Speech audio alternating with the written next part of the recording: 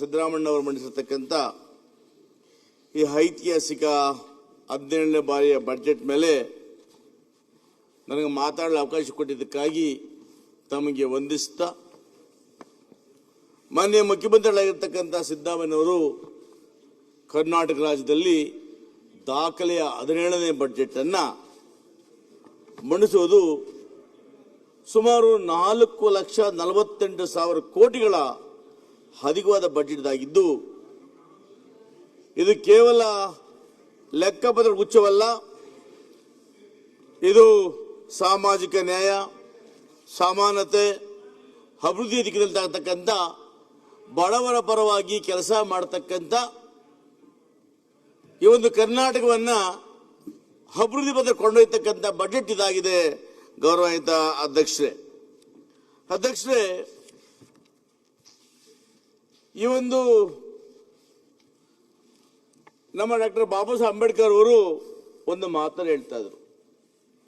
ನಮ್ಮ ದೇಶದ ಸಂವಿಧಾನ ಶಿಲ್ಪಿ ಅಂಬೇಡ್ಕರ್ ಅವರು ಒಂದು ಮಾತನ್ನು ಹೇಳ್ತಾ ಇದ್ರು, political democracy cannot last unless there is lies at the base of social democracy ಅಂತ. ಅಂದ್ರೆ ರಾಜಕೀಯ ಪ್ರಜಾಪ್ರಭುತ್ವ ಉಳಿಬೇಕಾದ್ರೆ, ಪ್ರತಿಯೊಬ್ಬರು ಕೂಡ ಸರಿಸಮಾನ ಹಕ್ಕುಗಳು ಸಿಗಬೇಕಾದ್ರೆ ಅದು ಸಾಮಾಜಿಕ ಇರಬೇಕು, ಈ ಸಮಾಜದಲ್ಲಿ ಒಂದು ಬದ್ಧತೆ ಇರಬೇಕು ಅನ್ನೋದನ್ನ ಸನ್ಮಾನ್ಯ ಸಿದ್ದರಾಮಯ್ಯನವರು ಈ ಬಜೆಟ್ನಲ್ಲಿ ಇವತ್ತು ವ್ಯಕ್ತಪಡಿಸಿದ. ಸಭೆಯ ಅಧ್ಯಕ್ಷರೇ, ವಿರೋಧ ಪಕ್ಷಗಳು ಅವ್ರಿಗೆ ಗೊತ್ತಿದೆ ಒಳ್ಳೆ ಬಜೆಟ್ ಅಂತ, ವಿರೋಧ ಮಾಡಬೇಕಲ್ಲ. ಅಶೋಕಣ್ಣ ಮಾತಾಡ್ತಾ ಹೇಳಿದರು, ಎಲ್ಲ ವಿರೋಧ ಪಕ್ಷ ಮಾತಾಡಿದ್ದಾರೆ, ಪಾಪ ವಿರೋಧ ಮಾಡಲೇಬೇಕು ಅವರು. ಈಗ ಸಿದ್ದರಾಮಯ್ಯ ಮೇಲೆ ಒಳಗಡೆ ಪ್ರೀತಿ ಇದ್ದರೂ ಕೂಡ, ಒಳ್ಳೆ ಬಜೆಟ್ ಅಂದ್ಕೊಂಡ್ರು ಕೂಡ ಅವರು ವಿರೋಧ ಪಕ್ಷ ಆಗಿರೋದ್ರಿಂದ ಅದರ ವಿರೋಧ ಮಾಡೇ ಮಾಡ್ತಾರೆ. ಅದು ಅವ್ರಿಗೂ ಗೊತ್ತಿದೆ ಇದು ಒಳ್ಳೆ ಬಜೆಟು, ಇದು ಜನಪರವಾಗಿರ್ತಕ್ಕ ಬಜೆಟ್ ಅಂತೇಳಿ ಇವತ್ತು ಅವ್ರಿಗೆ ಗೊತ್ತಿದೆ. ಅಧ್ಯಕ್ಷರೇ, ಇವತ್ತು ರಾಜ್ಯದ DSTPಯು 2025-26 ಸಾಲಿನಲ್ಲಿ 8.1% ನೈಜ ಬೆಳೆಯುವುದನ್ನು ದಾಖಲೆ ಮಾಡಿತ್ತು. ಆದರೆ ದೇಶದ GDP ಬೆಳವಣಿಗೆ 7.4ಕ್ಕಿಂತ ಹೆಚ್ಚಿಗೆ ಇದೆ. ಅಧ್ಯಕ್ಷರೇ, ಆರ್ಥಿಕ ಹೆಲ್ತಿನ ಈ ಒಂದು ಸದೃಢ ಬೆಳವಣಿಗೆಯ ರಾಜ್ಯದ ಬೆಳವಣಿಗೆಗಿಂತ 7.4 ಹೆಚ್ಚಿಗಿದ್ರು ಕೂಡ ರಾಜ್ಯದ ಎಲ್ಲಾ ವಲಯಗಳ ಸಮಗ್ರ ಬೆಳವಣಿಗೆಯಿಂದ ಇದು ಸಾಧ್ಯ ಆಯಿತು. ಅಧ್ಯಕ್ಷರೇ, ಆರ್ಥಿಕ ವರ್ಷದ ಮಧ್ಯದಲ್ಲಿ ಕೇಂದ್ರ ಸರ್ಕಾರ ಅನಿರೀಕ್ಷಿತವಾಗಿ GSTಯನ್ನು ವಾಪಸ್ ತಗೊಂಡ್ಬಿಡ್ತು.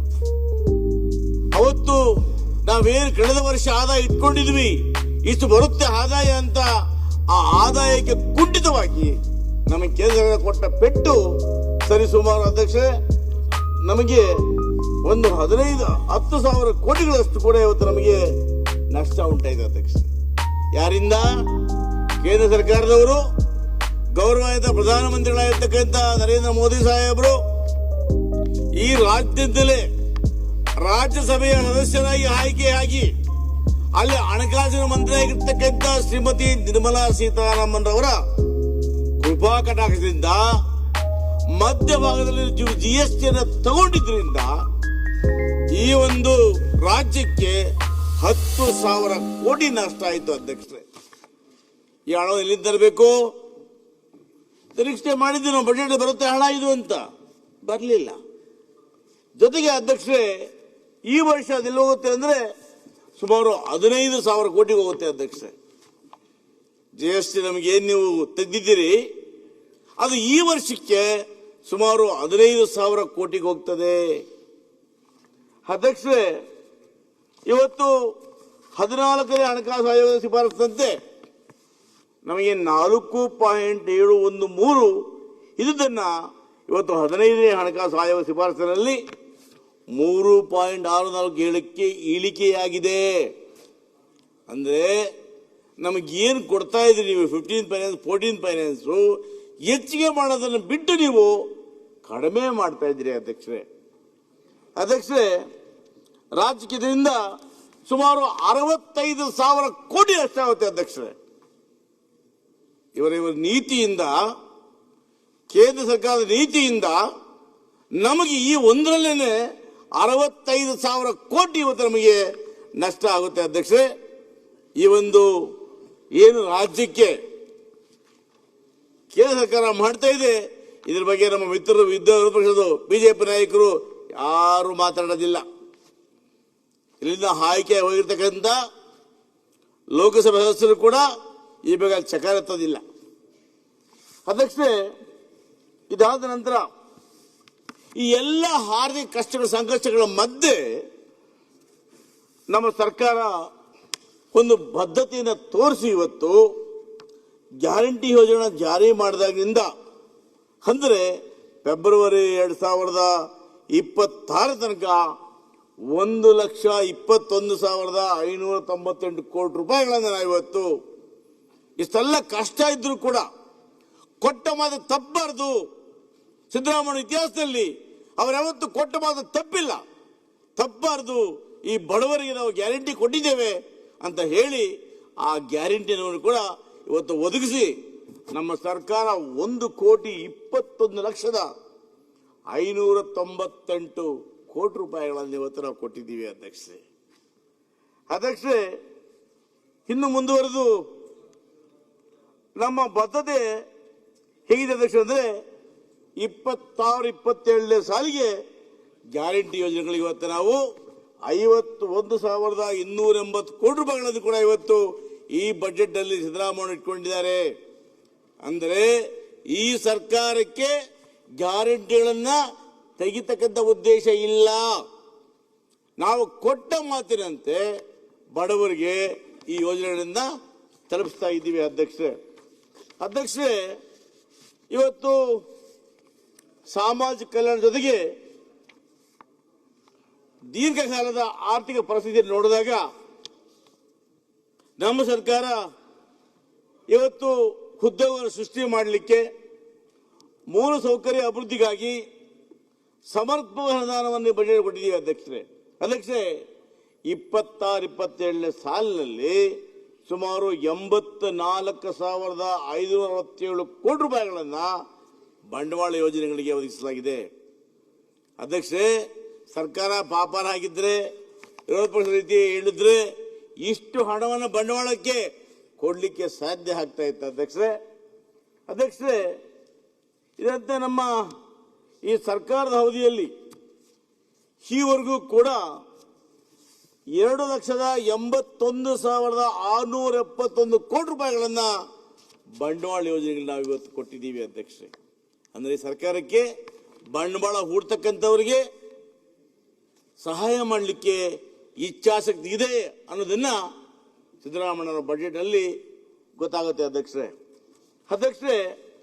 ಇವೆಲ್ಲವನ್ನು ಹೊರತುಪಡಿಸಿ ಕಳೆದ ವರ್ಷ ರಸ್ತೆ ಮತ್ತು ಮೂಲಸೌಕರ್ಯ ಅಭಿವೃದ್ಧಿಗಾಗಿ ಮುಖ್ಯಮಂತ್ರಿಗಳ ಮೂಲಸೌಕರ್ಯ ಅಭಿವೃದ್ಧಿ ಕಾರ್ಯಕ್ರಮವನ್ನು ಜಾರಿಗೊಳಿಸಿ 8,600 ಕೋಟಿ ರೂಪಾಯಿಗಳನ್ನು ಈ ಕಾಮಗಾರಿಗಳು ತೆಗೆದುಕೊಂಡ್ರು ಅಧ್ಯಕ್ಷರೇ.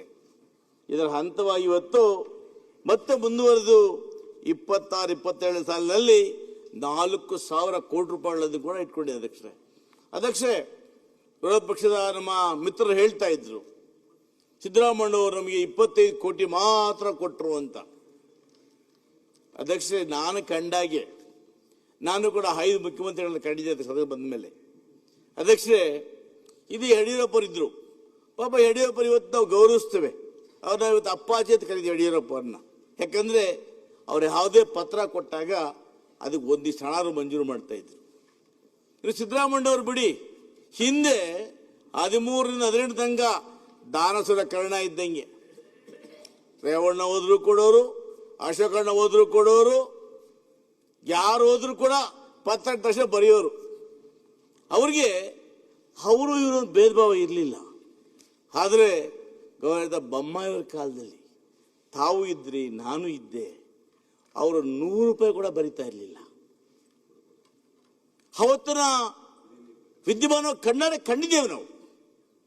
ಆದರೆ ಇವತ್ತು ಸಿದ್ದರಾಮಯ್ಯನವರು ತಮ್ಮನ್ನು ಕೂಡ ಗೌರವಿಸಿ ಈ ರಾಜ್ಯ ಅಭಿವೃದ್ಧಿ ಆಗಬೇಕು ಅಂತೇಳಿ ಇವತ್ತು ತಮಗೆ ಕೂಡ 25 ಕೋಟಿ ರೂಪಾಯಿಗಳ ಕೊಟ್ಟತಕ್ಕಂಥದ್ದು ಈ ನಿಜಕ್ಕೂ ಕೂಡ ವಿಶೇಷ. ಅದಕ್ಕೆ ವಿರೋಧ ಪಕ್ಷದ ಎಲ್ಲರೂ ಕೂಡ ಸಿದ್ದರಾಮಯ್ಯ ಅವ್ರನ್ನ ಅಭಿನಂದಿಸಬೇಕು ಅಧ್ಯಕ್ಷರೇ. ಇಷ್ಟೇ ಅಲ್ಲ, ಇದರೊಟ್ಟಿಗೆ SCPTF ನಡೀತಾ ಇದೆ, ರೆಗ್ಯುಲರ್ ಕಾರ್ಯಕ್ರಮಗಳಿಗೆ ಹಣ ಬರ್ತಾ ಇದೆ. ಅಧ್ಯಕ್ಷರೇ, KUDS ನನ್ನ ನಿಗಮ ಅಧ್ಯಕ್ಷರೇ, ನನ್ನ ನಿಗಮದಿಂದ ಇವತ್ತು ಇಡೀ ರಾಜ್ಯದಲ್ಲಿ ಇವತ್ತು ಆ ಕುಡಿಯುವ ನೀರಿನ ಯೋಜನೆಗಳು 24/7 ಕೊಡ್ತಕ್ಕಂಥ ಯೋಜನೆಗಳು ಬೆಳಗಾವಿ ಆಗ್ಬೋದು, ಮಂಗಳೂರು ಆಗ್ಬೋದು, ಧಾರವಾಡ ಆಗ್ಬೋದು, ದಾವಣಗೆರೆ ಆಗ್ಬೋದು, ರಾಣಿಬೆನ್ನೂರು ಆಗ್ಬೋದು, ಈ ಭಾಗದ ಅಧ್ಯಕ್ಷರೇ ಇವತ್ತು ನಾವು ನಿಮ್ಮ ಅಧಿಕಾರದಲ್ಲಿ ಏನು ಮಾಡೋಕ್ಕಾಗಿರ್ಲಿಲ್ವೋ, ನೀವೇನು ಕುಂಠಿತ ಮಾಡಿದ್ರೋ ಆ ಎಲ್ಲ ಯೋಜನೆಗಳನ್ನ ಚಾಲನೆ ಕೊಟ್ಟು ಇವತ್ತು ಕುಡಿಯುವ ನೀರನ್ನು ಈ ಸಮರ್ಪಕವಾಗಿ ಕೊಡ್ತಾ ಇದ್ದೀವಿ ಅಧ್ಯಕ್ಷರೇ. ನಮ್ಮ ಮಂಗಳೂರು ಮಿತ್ರರು ಹೇಳಿದ್ದಾರೆ, ಇವತ್ತು ಮಂಗಳೂರಿಗೆ ಎಷ್ಟು ಅನುದಾನ ಕೊಟ್ಟಿದ್ದೀವಿ ಅಂತ ಅವರ ಅಂಕಿಅಂಶ ತೆಗೆದು ನೋಡ್ಲಿ ಗೊತ್ತಾಗುತ್ತೆ. ಹಾಗೆ ನಮ್ಮ ಸರ್ಕಾರ ರಾಜ್ಯದ ಎಲ್ಲ ಭಾಗಗಳ ಗಮನದಲ್ಲಿಟ್ಕೊಂಡು ಕಲ್ಯಾಣ ಕರ್ನಾಟಕ ಆಗ್ಬೋದು, ಮಧ್ಯ ಕರ್ನಾಟಕ ಆಗ್ಬೋದು, ಎಲ್ಲ ಒಂದು ಭಾಗವನ್ನು ಗಮನದಲ್ಲಿಟ್ಕೊಂಡು ಇವತ್ತು ನಾವು ಹಣವನ್ನು ಕೊಡ್ತಾ ಬರ್ತಾ ಇದ್ದೀವಿ ಅಧ್ಯಕ್ಷರೇ.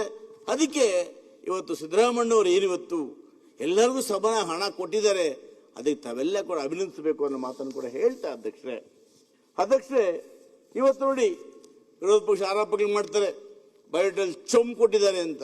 ನರೇಂದ್ರ ಮೋದಿ ಏನು ಕೊಟ್ಟಿದ್ರು?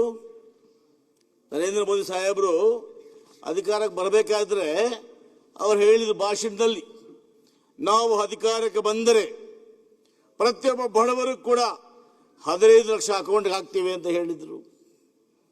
1 ವರ್ಷಕ್ಕೆ 2,000 ಉದ್ಯೋಗ ಸೃಷ್ಟಿ ಮಾಡ್ತೀವಿ ಅಂತ ಹೇಳಿದ್ರು. 2 ಕೋಟಿ 1 ವರ್ಷಕ್ಕೆ 2 ಕೋಟಿ ಉದ್ಯೋಗ ಸೃಷ್ಟಿ ಮಾಡ್ತೀವಿ ಅಂತ ಹೇಳಿದ್ರು ಅಧ್ಯಕ್ಷರೇ. ನೀವು ಕೊಟ್ಟ ಬರೋ ಈಡೇರಿಸಿದ್ರಾ? ಎಲ್ಲಿ ಮಾಡಿದ್ದಾರೆ? ಎಷ್ಟು ಮಾಡಿದ್ದಾರೆ? ಇವತ್ತು ಗೊತ್ತಿಲ್ಲ ನಿಮಗೆ. ಈಗ ಇರೋ ಉದ್ಯೋಗ ಕಳೆದಾಕ್ಬಿಟ್ರು ಅಧ್ಯಕ್ಷರೇ. ಹೇಗೆ ಗೊತ್ತಾ ಅಧ್ಯಕ್ಷರೇ? ಇವತ್ತು ನೋಡಿ, ನಮ್ಮಲ್ಲಿ BML ಇತ್ತು, ಅದನ್ನು ಮಾರಾಟ ಮಾಡಾಯ್ತು. ಏರ್ಲೈನ್ಸ್ ಹೋಯ್ತು, ಪಾರ್ಟ್ ರೈಲ್ವೆ ಹೋಗ್ತಾ ಇದೆ. ಇವತ್ತು ಏನು ಉದ್ಯೋಗವನ್ನ ಹಿಂದಿನ ಸರ್ಕಾರಗಳು ದೂರದೃಷ್ಟಿಯಿಂದ BSNL ಈ ದೂರದೃಷ್ಟಿಯಿಂದ ಎಲ್ಲ ಉದ್ಯೋಗಗಳು ಸೃಷ್ಟಿ ಮಾಡಿದ್ರು, ಅವೆಲ್ಲವರನ್ನು ಕಿತ್ತಾಕಿ ಯುವಕರನ್ನ ತಗೊಂಬಂದು ಅದೇ ಹೇಳಿದ್ರಲ್ಲ ಪಕೋಡ ಮಾರಿ ಅಂತ, ಆ ಪಕೋಡ ಮಾಡಕ್ಕೆ ಬಿಟ್ಟಿದ್ದೀರಿ ಅಷ್ಟೇ. ನೀವು ಅದನ್ನು ಯೋಚನೆ ಮಾಡ್ಕೊಳ್ಳಿ. ನಮ್ಮ ಸರ್ಕಾರ ಗ್ಯಾರಂಟಿ ಕೊಡಬೇಕಾದಾಗ ಎಲ್ಲೋ ಒಂದು ಕಡೆ 1 ತಿಂಗಳು 2 ತಿಂಗಳು ಮಿಸ್ ಆದರೆ ಅದರ ದೊಡ್ಡ ಅಪರಾಧ ಬಿಂಬಿಸ್ತಿರಲ್ಲ.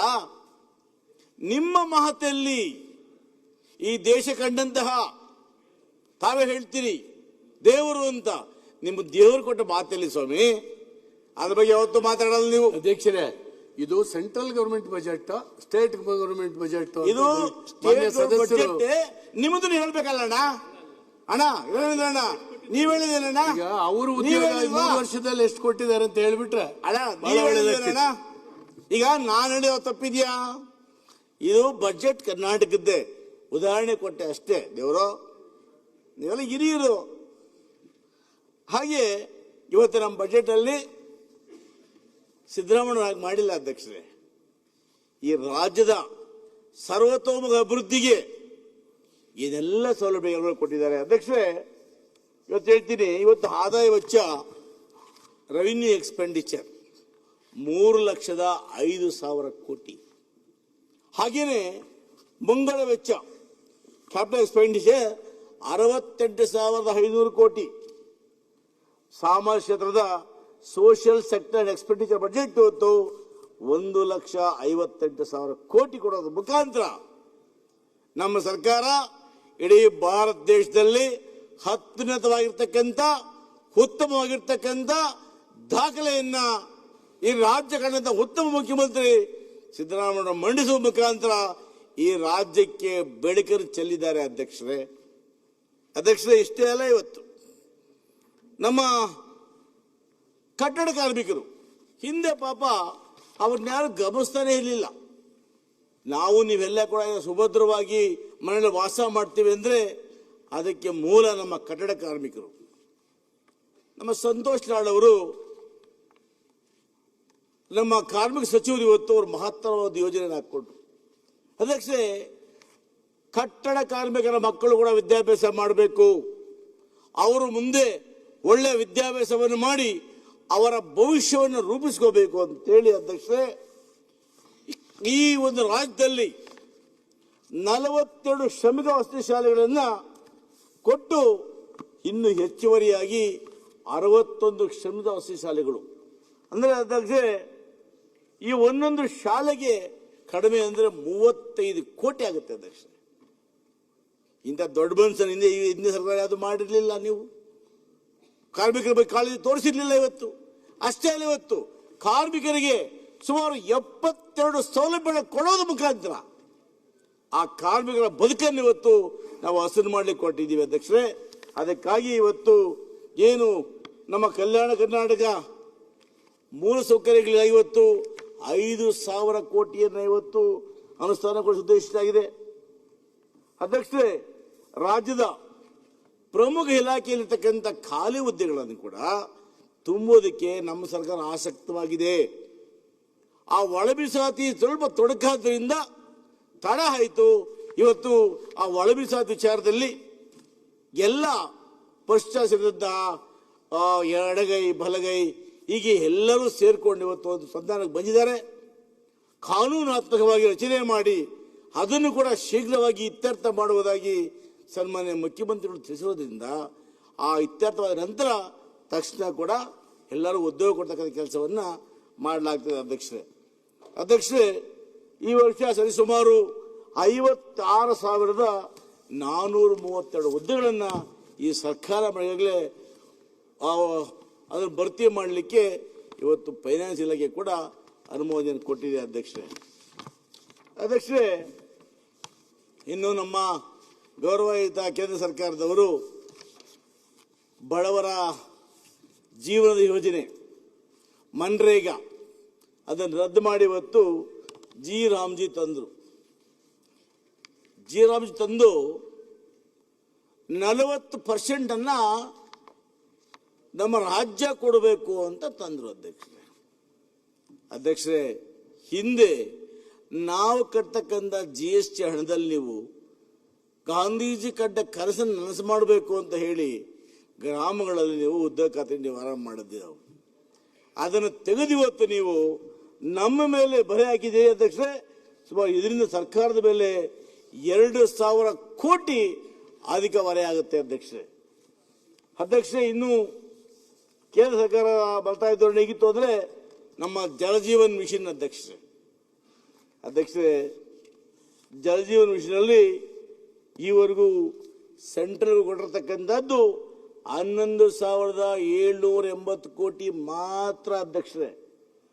ಆದರೆ ಅಧ್ಯಕ್ಷರೇ, ಇನ್ನು ಕೇಂದ್ರ ಸರ್ಕಾರ 19,102 ಕೋಟಿ ರೂಪಾಯಿಗಳನ್ನು ನಮಗೆ ಕೊಡಬೇಕಾಗಿತ್ತು, ಇನ್ನು ಕೊಟ್ಟಿಲ್ಲ ಅವರು. ಆದರೆ ಈ ರಾಜ್ಯ ಸರ್ಕಾರ ಇದುವರೆಗೂ ಕೂಡ 15,500 ಕೋಟಿ ರೂಪಾಯಿಗಳಷ್ಟು ಅನುದಾನವನ್ನು ಹೆಚ್ಚುವರಿಯಾಗಿ ಅಂದರೆ ಅಧ್ಯಕ್ಷರೇ ನಮ್ಮ ಪಾಲು ಹೇರಿತ್ತೋ ಆ ಪಾಲನ್ನು ಹೊರತುಪಡಿಸಿ ಹೆಚ್ಚುವರಿಯಾಗಿ ನಾವು ನೀವೇನು JJLM ತಂದ್ರು ಆ ಯೋಜನೆ ಇವತ್ತು ನಾವು ಸುಮಾರು 15,500 ಕೋಟಿ ರೂಪಾಯಿಗಳನ್ನು ಹೆಚ್ಚುವರಿಯಾಗಿ ಬಿಡುಗಡೆ ಮಾಡಿದ್ದೀರಿ. ಒಂದು ವೇಳೆ ನೀವು ಬಾಕಿ ಇರ್ತಕ್ಕಂಥ 19,102 ಕೋಟಿಗಳನ್ನು ಕೊಟ್ಟಿದ್ದರೆ ಈ ಹೊರೆ ನಮ್ಮಲ್ಲಿ ಬೀಳ್ತಾ ಇರಲಿಲ್ಲ ಅಧ್ಯಕ್ಷರೇ. ಒಟ್ಟು ಈವರೆಗೆ 27,098 ಕೋಟಿ ರೂಪಾಯಿಗಳನ್ನು ನಾವು ಬಿಡುಗಡೆ ಮಾಡಿದ್ದೇವೆ ಅಷ್ಟೇ ಒಟ್ಟಾರೆಯಾಗಿ. ಜೊತೆಗೆ 26-27ನೇ ಸಾಲಿನಲ್ಲಿ ಈ ಯೋಜನೆಗೋಸ್ಕರ ನಾವು 10,430 ಕೋಟಿ ರೂಪಾಯಿಗಳನ್ನ ಇವತ್ತು ಈ ಬಜೆಟ್ ಅಲ್ಲಿ ಇಟ್ಟಿದ್ದೀವಿ ಅಧ್ಯಕ್ಷರೇ. ಇವತ್ತು ನಾವು ಈ ಗ್ರಾಮೀಣ ಭಾಗದಲ್ಲಿ ಕುಡಿಯುವ ನೀರಿಗೆ ಹೆಚ್ಚು ಒತ್ತು ಕೊಡಬೇಕು ಅಂತ ಹೇಳಿ ಈ ಯೋಜನೆಗೆ ನಾವು ಹಣವನ್ನು ಇಟ್ಕೊಂಡಿದ್ದೀವಿ ಅಧ್ಯಕ್ಷರೇ.